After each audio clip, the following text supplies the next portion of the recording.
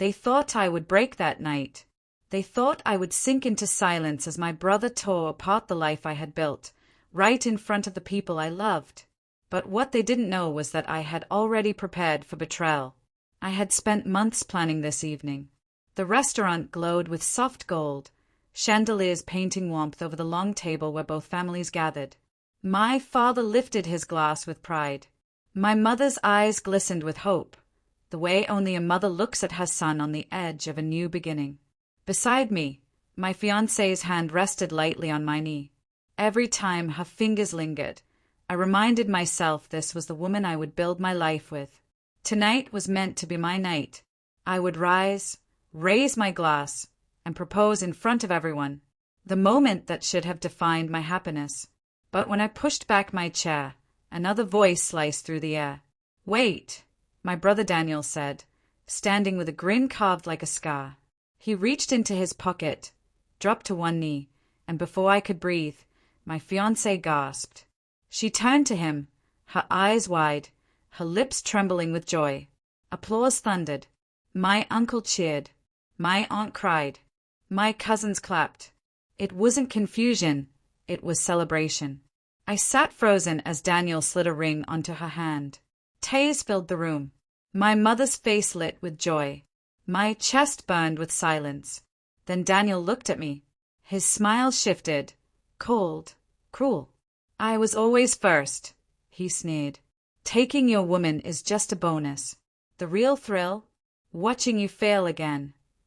The table hushed, waiting for me to collapse. But I didn't. I moved.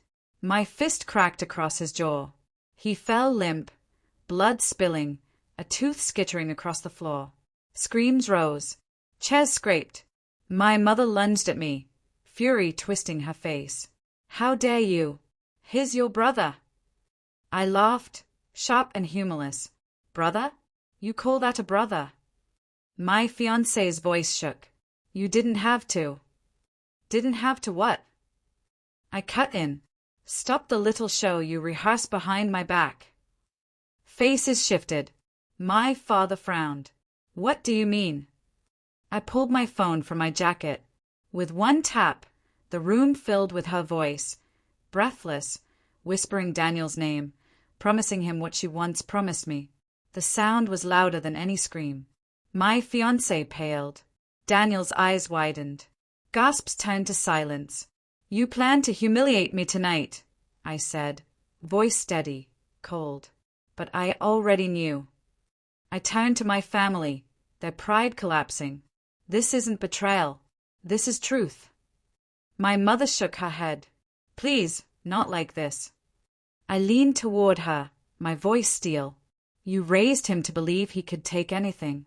Tonight, you'll watch him lose everything." Two men stepped inside, private investigators. They dropped thick files on the table. Pages spilled out, bank records, photographs, proof of Daniel's thefts and fraud. My father's face went gray as he held the evidence. "Daniel, what have you done?" Daniel's blooded mouth opened, but no words came. I crouched low, whispering into his ear. "You thought tonight was about stealing her. No, tonight was about ending you." I straightened, turning to the rest. "You chose to cheer for him. You chose to watch me burn. Now watch me rise." My father buried his face in his hands. My mother sobbed, begging me to stop. But collapse was already here. The investigators dragged Daniel out, his eyes meeting mine one last time, broken, desperate. I smiled, not from joy, but justice. The door shut. Silence weighed heavy. The same family that cheered my ruin now begged for mercy. I raised my untouched glass, my final toast, to new beginnings, and I drank as their world crumbled into ash.